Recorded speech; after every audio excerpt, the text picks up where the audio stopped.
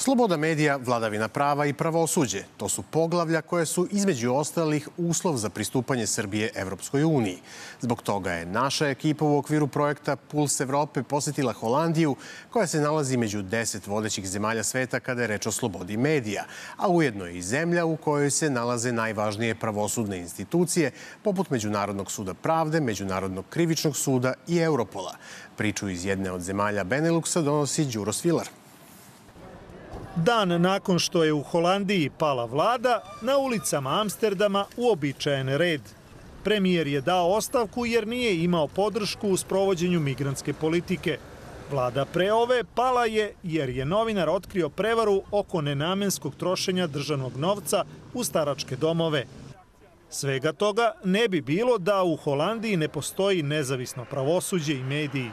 Nezavisno novinarstvo znači da niste zavisni ni od političkih partija, ali ni od novca komercijalnih kompanija. Vi imate jedan zadatak, a to je da informišete javnost i ona je ta kojoj ste odgovorni. Ako vam neko drugi plaća račune, onda bi trebalo da se zapitate jeste li i dalje nezavisni. Ipak mi u Holandiji imamo oko 50% novinara freelancera koji su u nezavidnom položaju jer nemaju dovoljne zarade, što znači da su oni ranjiviji, to jest da ne mogu da rade u potpunosti nezavisno. Istraživanja pokazuju da većina građana Holandije veruje domaćim medijima.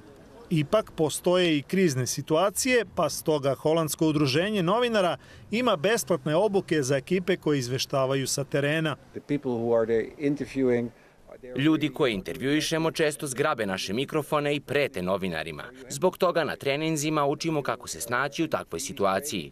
U tome nam pomažu i glumci da bi nas naučili kako što efikasnije prebroditi problem i nastaviti bezbedno sa radom. Takođe, bitno je na takve događaje dolaziti ranije, ali bez kamere kako biste stvorili uvid u situaciju. Ako odmah krenete sa snimanjem, ljudi će reagovati agresivnije nego kada vas već znaju.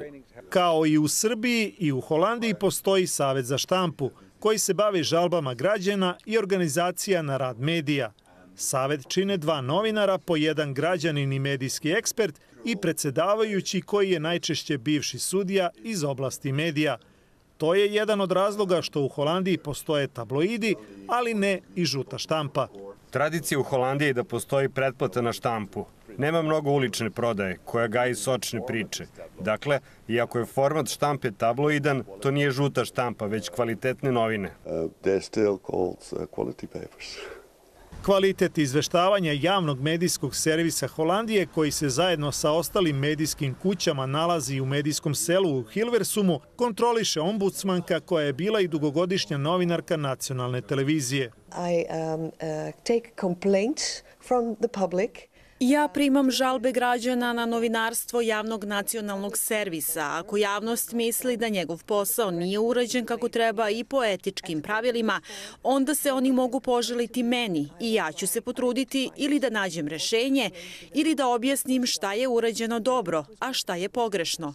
Na one koji zgreše ne samo u Holandiji, već u čitavoj Evropi, motri Europol, jedna od 50 evropskih bezbednostnih agencija sa 300 oficira policije iz čitavog sveta. Nemaju uniforme, automobile i helikoptere na terenu, ali su mozak operacija u borbi protiv kriminala širom sveta. Iako nisu čuli za Jovanjicu, kažu da imaju poverljivu saradnju sa Srbijom od potpisivanja ugovora 2014. To znači da mi možemo primati operacione podatke od Srbije, ali takođe možemo davati analitičke i operativne podatke srpskim pravosudnim organima i policiji. Mi imamo i srpskog oficira koji kao predstavnik vaše zemlje od 2017. radi u sedištu Europola u Hagu. Srbija je veoma aktivna, posebno u borbi protiv krijumčarenja migranata, trgovine kokainom i vatrenim oružjem, seksualne eksploatacije dece, što doprinosi smanjenju stope kriminala iz godine u godinu.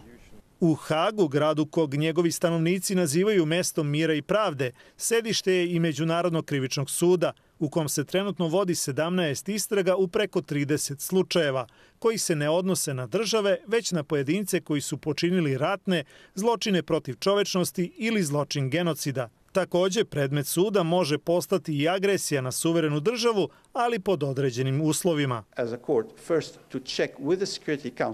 Sud mora najpre da proveri sa Savetom bezbednosti da li je čin agresije zaista počinjen ili je to legitimna samoodbrana. Ako Savet potvrdi agresiju ili ćuti 6 meseci, onda sud može da otvori istragu. Međutim, postoji i dodatni uslov za pokretanje istrage, a to je potpis Rimskog statuta kojim zemlja agresor priznaje nadležnost Međunarodnog krivičnog suda. Primer za to je sukob u Ukrajini. Rusija nije prihvatila amandmane koji se tiču zločina agresije i to je razlog zašto se sud fokusirao na druge zločine počinjene u ratu u Ukrajini, koja je prihvatila nadležnost suda. S druge strane, Srbija je sa Međunarodnim krivičnim sudom potpisala ugovor prema kom će osuđenici ovog suda moći da služe kaznu u našim zatvorima. Đuro Svilar, Televizija Nova.